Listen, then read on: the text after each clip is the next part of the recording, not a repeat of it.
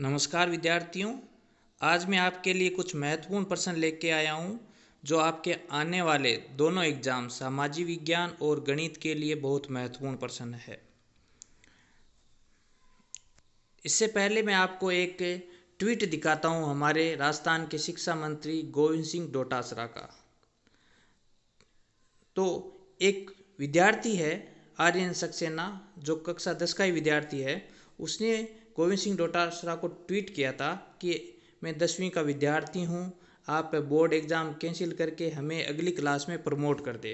तो इस पे हमारे शिक्षा मंत्री है, उन्होंने देखो क्या ट्वीट किया है कि पुत्र, ऐसी कोई टेंशन लेने वाली या समस्या वाली बात नहीं है, कृपया अपनी पढ़ाई निरंतर रखो, आपके एग्ज़ाम जल्द ही होंगे। तो मेरा भी आपको यही कहना है विद्यार्थियों कि आपके एग्ज़ाम जल्द ही होने वाले हैं, आपके पास अभी समय है, आप एक योजनाबद्ध तरीके से पढ़ाई है वो शुरू कर दो दोनों एग्ज़ाम के लिए, ठीक है। अब हम अपने जो आज के प्रश्न हैं उनको हल करते हैं। तो पहला प्रश्न हमारा था, औद्योगिक क्रांति के इंग्लैंड में ही प्रारंभ होने के दो कारण बताने थे। तो 18वीं शताब्दी में आपको पता है इंग्लैंड एक साम्राज्यवादी देश था, उसके पास एक विस्तृत औपनिवेशिक साम्राज्य था, ठीक है। तो पहला कारण तो हो गया कि इंग्लैंड का एक विस्तृत औपनिवेशिक साम्राज्य था। दूसरा जो इसका इंग्लैंड में ही प्रारंभ होने का कारण क्या है कि उसके पास पर्याप्त मात्रा में पूंजी उपलब्ध थी। और तीसरा है इंग्लैंड की अनुकूल भौगोलिक स्थिति। आपको पता है कि इंग्लैंड है चारों ओर से समुद्र से घिरा हुआ है, ठीक है। तो ये कारण थे। इसके अलावा और भी कारण थे कि औद्योगिक क्रांति का इंग्लैंड में ही प्रारंभ हुआ। तो ये बहुत महत्वपूर्ण प्रश्न है, आपसे 1 नंबर के प्रश्न के रूप में भी पूछ सकता है कि औद्योगिक क्रांति सर्वप्रथम कहाँ हुई। तो इसका भी उत्तर इंग्लैंड है और इंग्लैंड में प्रारंभ हुई। इसके 2 कारण बताओ, तो ये 2 कारण है, ठीक है। अब हम लेते हैं अपना अगला प्रश्न। तो दूसरा हमारा प्रश्न है, बहुत महत्वपूर्ण प्रश्न है कि लोकतंत्र के उदारवादी सिद्धांत के 2 विचारकों के नाम या समर्थकों के नाम बताइए। तो पिछली बार विद्यार्थियों ऐसा ही प्रश्न था, उसमें बहुलवादी सिद्धांत के विचारक पूछे थे। तो ये प्रश्न महत्वपूर्ण है। तो इसमें 2 समर्थक या विचारकों के नाम बताने थे। तो पहला आपके है हॉब्स, दूसरा है रूसो, फिर है जॉन लॉक, टी.एच. ग्रीन। इनमें से आपको कोई भी 2 विचारकों के नाम लिखने हैं, ठीक है। अब हम अपना लेते हैं तीसरा प्रश्न कि संविधान के किस अनुच्छेद में संसद की व्यवस्था का वर्णन है। तो आपको पता है हमारे भारतीय संविधान में कुल 395 अनुच्छेद है, ठीक है। उनमें से कौन सा अनुच्छेद है जिसमें संसद की व्यवस्था का वर्णन है। तो इससे पहले संसद, आपको पता है कि संसद के मुख्य 3 अंग होते हैं। कितने अंग होते हैं? 3। राज्यसभा, लोकसभा और राष्ट्रपति, ठीक है, 3 होते हैं। और संसद का जो अनुच्छेद है संसद से संबंधित वो है 79 यानी 79। फिर है राज्यसभा का 80, लोकसभा का 81, ठीक है। और राष्ट्रपति का है अनुच्छेद 52 में, ठीक है। अब इनसे संबंधित कुछ बात कर लेते हैं। राज्यसभा में कुल कितने सदस्य होते हैं? 250। लोकसभा में कुल कितने सदस्य होते हैं? 552। और एक महत्वपूर्ण प्रश्न और बन रहा है विद्यार्थियों, जो ये है कि राष्ट्रपति द्वारा संसद में कितने सदस्य मनोनीत किए जाते हैं। तो कुल 2 किए जाते हैं। कितने? कुल 2। तो इसमें लोकसभा में तो है 2 और राज्यसभा में कितने हैं? 12। कितने हैं? 12। तो टोटल कितने हो जाएंगे? 14। ये भी बहुत महत्वपूर्ण प्रश्न है, ठीक है। अब लेते हैं अपना तीसरा प्रश्न, सॉरी चौथा प्रश्न है। तो चौथा प्रश्न है कि राजस्थान में जनसंख्या स्थायित्व के लिए कौन कौन सी योजनाएं अभी प्रारंभ की गई है, कौन सी योजनाएं चल रही है। तो इसका उत्तर है 3 योजनाएं जो भी हमारे राजस्थान में चल रही है। तो पहली है परिवार कल्याण योजना। कौन सी है? परिवार कल्याण योजना। दूसरी है नियमित टीकाकरण अभियान और तीसरी है जन मंगल योजना।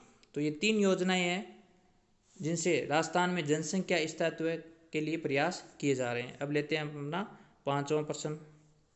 5वां प्रश्न देखो, द्वितीय क्षेत्र की 2 गतिविधियां बताइए। तो 2019 में ऐसा ही प्रश्न पूछा गया था आपको सामाजिक विज्ञान में कि तृतीय क्षेत्र की 2 गतिविधियों के नाम बताइए। तो ये भी प्रश्न अभी आपके लिए बहुत महत्वपूर्ण है आने वाले एग्जाम के लिए। तो आपको पता होना चाहिए कि अर्थव्यवस्था के 3 क्षेत्र होते हैं। कितने होते हैं? 3 क्षेत्र। और वो 3 क्षेत्र कौन से हैं? प्राथमिक क्षेत्र, द्वितीयक क्षेत्र और तृतीयक क्षेत्र। और प्राथमिक क्षेत्र में देखो कृषि और पशुपालन से संबंधित क्रियाएं आती है। द्वितीय क्षेत्र में निर्माण और विनिर्माण की क्रियाएं आती है, ठीक है। तृतीय क्षेत्र जिसे सेवा क्षेत्र भी कहते हैं, क्योंकि इसमें परिवहन, भंडारण, संचार और बैंकिंग सेवाएं आती है।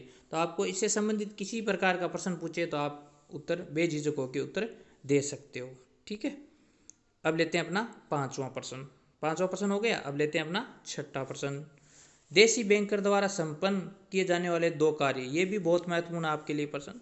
तो कौन से 2 महत्वपूर्ण कार्य है? तो देशी बैंकर क्या होते हैं? ये एक निजी फर्म या ये जैसे सेठ साहूकार उस तरीके के व्यक्ति होते हैं। ये क्या करते हैं? एक तो जनता से जमाएं स्वीकार करते हैं। दूसरा कौन सा कार्य करते हैं? ग्राहकों की संपत्ति गिरवी रखकर ऋण देते हैं। जैसे हमारे आसपास सेठ साहूकार होते ही हैं जो संपत्ति गिरवी रख के या कुछ गहने गिरवी रख के किसी को ऋण वगैरह देते हैं। तो ये इस प्रकार के व्यक्ति होते हैं देशी बैंकर, ठीक है। तो ये अपना हो गया 6ठा प्रश्न। अगला प्रश्न लेते हैं। तो अगला प्रश्न हमारा गणित से है, ठीक है। तो एक गोले का पृष्ठीय क्षेत्रफल 616 सेमी स्क्वायर हो तो गोले का आयतन ज्ञात करो, ठीक है। बहुत अच्छा प्रश्न है। और आपको इस प्रश्न को हल करने से पहले आपको पता होना चाहिए गोले के आयतन का क्या सूत्र होता है। तो गोले के आयतन का सूत्र क्या होता है? 4/3 पाई आर स्क्वायर होता है। तो आपको पता है कि इसका मान ज्ञात करने के लिए हमें आर चाहिए, आर यानी त्रिज्या का मान चाहिए, ठीक है। तो त्रिज्या ज्ञात करने के लिए देखो पहले हमें इस प्रश्न में कुछ हिंट दे रखा है। क्या दे रखा है? गोले का पृष्ठीय क्षेत्रफल दे रखा है। तो ये भी, इसका भी उत्तर हमें पता होना चाहिए, ठीक है। तो गोले का पृष्ठीय क्षेत्रफल का सूत्र क्या होता है? 4 पाई आर स्क्वायर होता है। क्या होता है? 4 पाई स्क्वायर बराबर कितने लिखेंगे? 616। फिर देखो ऐसे ही आगे हम पक्षांतरण करेंगे। 4 पाई बट्टे में चले जाएंगे, ठीक है। बट्टे में चले गए, फिर यहाँ पे पाई का मान लिखो, ठीक है। आगे हम सरल करते हैं तो इस प्रकार आर का मान कितना आ जाएगा? 7 आ जाएगा। आप सरल करके देख लेना, ठीक है। फिर आगे एकदम आसान प्रश्न हो जाएगा। सीधा आपको क्या करना है? गोले के आयतन का सूत्र लिखना है। गोले के आयतन का सूत्र क्या होता है? 4/3 पाई आर क्यूब होता है। फिर यहाँ पे आर का मान रखो, कितना आया? 7 आया, ठीक है। इस प्रकार आप आगे 88 गुणा 49/3, 88 को 49 से गुणा करेंगे तो 43/12 आ जाएंगे। बट्टे 3, 3 का भाग है, 43/12 में दे दो तो कितना उत्तर आ जाएगा आपके इस प्रश्न का? 1437.33 सेमी क्यूब लिखो या घन सेमी लिखना जरूरी है, ठीक है। तो अब लेते हैं हम अपना गणित का दूसरा प्रश्न। इस प्रकार के प्रश्न आपके परीक्षा में 1 नंबर के आते हैं। देखो, घड़ी के पेंडुलम के सिरे का बिंदु पद ज्ञात करो। तो इसका उत्तर एकदम आसान है, एक वृत्त का चाप। कैसे है? देखो, ये हो गया वृत्त, ठीक है। ये घड़ी का जैसे इस घड़ी को हम वर्त मान लेते हैं। क्या मानते हैं? एक वर्त। और पेंडुलम मतलब ये सुई है, मान लो यहाँ है, यहाँ से लेके मान लो ये यहाँ तक आई, तो इस बीच जो ये तय हुआ ना, ये क्या हुआ? एक वर्त का चाप हुआ। क्या हुआ? चाप। क्या हुआ? चाप। तो इस प्रश्न का जो उत्तर वो क्या हो जाएगा? एक वर्त का चाप, ठीक है। अब लेते हैं अपना अगला प्रश्न, तीसरा प्रश्न, जिसमें हमें माध्य ज्ञात करना है। हमें बटन दिया हुआ है 5,3,8,7,2 और हमें माध्य ज्ञात करना है। क्या ज्ञात करना है? माध्य, ठीक है। अब हम माध्य ज्ञात करते हैं। इसमें पता है आपको, बारंबारता आपको दी हुई नहीं है। तो इसमें हम क्या करते हैं? आरोही या अवरोही क्रम में पहले इस संख्या को लिखते हैं जो हमें प्रश्न में दी हुई है, ठीक है। तो आरोही क्रम में क्या होता है? आरोही क्रम में हम छोटे से बड़े क्रम में लिखते हैं। तो पहले हम देखते हैं इसमें जो हमें प्रश्न दिया हुआ है, इसमें छोटी संख्या क्या है? 2 है, ठीक है। फिर क्या है? 3 है। फिर क्या है? 5 है। फिर क्या है? 7 है। फिर 8 है। तो हमने इनको क्या किया? आरोही क्रम में लिख दिया, ठीक है। फिर आपको पता है इनको संख्या को काउंट करो। 1 2 3 4 5 कितनी है? 5 पदों की संख्या कितनी हो गई? 5। ठीक है, अब 5 क्या होते हैं? विषम होते हैं। तो इसका एक सूत्र होता है कि जब पदों की संख्या क्या हो? विषम हो, तो माध्य क्या होता है? n+1/2 में पद का मान होता है। ठीक है, n बराबर 5, तो 5 + 1/2, 5 और 1 6, 6 में 2 का भाग दिया, तो तीसरे पद का मान देखना है। तो तीसरे पद का मान देख लो आप, पहला, दूसरा, तीसरा, तो उत्तर क्या हो जाएगा? 5। तो हमारे माध्य के बराबर कितना आ जाएगा? 5 आ जाएगा। बहुत आसान प्रश्न है और आने वाले एग्जाम के लिए बहुत महत्वपूर्ण प्रश्न है। ठीक है, अब लेते हैं अपना चौथा प्रश्न। ये भी बहुत महत्वपूर्ण प्रश्न है विद्यार्थियों। मैं आपको आगे बताऊंगा कि गणित में हम कैसे 80 से ऊपर नंबर बना सकते हैं। मेरा अगला वीडियो इसी के बारे में होगा कि आप गणित में एकदम आसान तरीके से 80 में से 80+ नंबर बना सकते हो। ठीक है, तो ये बहुत महत्वपूर्ण प्रश्न है। 7.1 प्रश्नावली का है। इससे आपका जो प्रश्न आएगा वो 6 नंबर का आएगा। आपको पता होना चाहिए, सिद्ध गुरु का आएगा हमेशा। ठीक है, और 28वां प्रश्न है, फिक्स है। तो ये बहुत महत्वपूर्ण प्रश्न है। तो इसमें हमें देखो अंडूर दिया हुआ है, अंडूर दिया हुआ है। ठीक है, ये प्रश्न दिया हुआ है। ठीक है, ये हमें सिद्ध करना है इसमें। तो हम पहले क्या ले लेंगे? LHS ले लेंगे। ठीक है, LHS ले ली।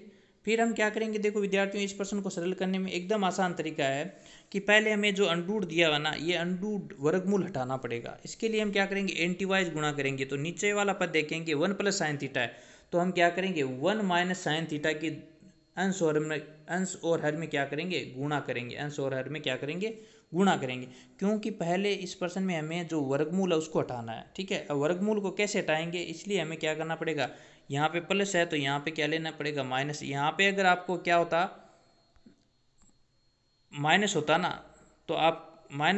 तो आपको यहाँ पे प्लस लेना पड़ता। ठीक है, आपको एंटीवाइज लेना है, यानी प्लस है तो माइनस का लेना है, माइनस का है तो प्लस का लेना है। ठीक है, तो ये हुआ। अब हम क्या करेंगे? देखो इनको कोष्टक के रूप में बना लो, ऐसे कोष्टक बना लो। ठीक है, कोष्टक बना लिए। अब देखो सेम ध्यानपूर्वक देखो आप कि कोष्टक में ही अब गुणा कैसे करते हैं। कोष्टक में गुणा करते हैं तो गातें जुड़ जाती है, गातें जुड़ जाती है। यहाँ पे एक है, यहाँ पे एक है, तो कितनी हो जाएगी? 1 + sin थीटा का होल स्क्वायर हो जाएगा। और नीचे देखो क्या सूत्र, ये सूत्र लग जाएगा a - b, a+b बराबर क्या होता है? a² - b²। ये गुणनखंड का तीसरा सूत्र है। ठीक है, तो a है 1 का स्क्वायर कर देंगे, b क्या है? sin थीटा, तो sin थीटा का स्क्वायर कर देंगे। ठीक है, हो गया। अब देखो इसको सरल करते हैं, तो ये तो घात 2 हो गई। फिर 1 का स्क्वायर क्या हो गया? 1 sin थीटा का स्क्वायर, sin² थीटा। अब देखो अपनी सर्व समीका है एक, जो है क्या है? sin² थीटा + cos² थीटा बराबर क्या होता है? 1। फिर एक इस cos² का क्या कर दो? पक्षांतरण करके देखोगे आप, तो 1 - sin² थीटा बराबर क्या होगा? सॉरी, यहाँ पे गलत लिखा हुआ है ये।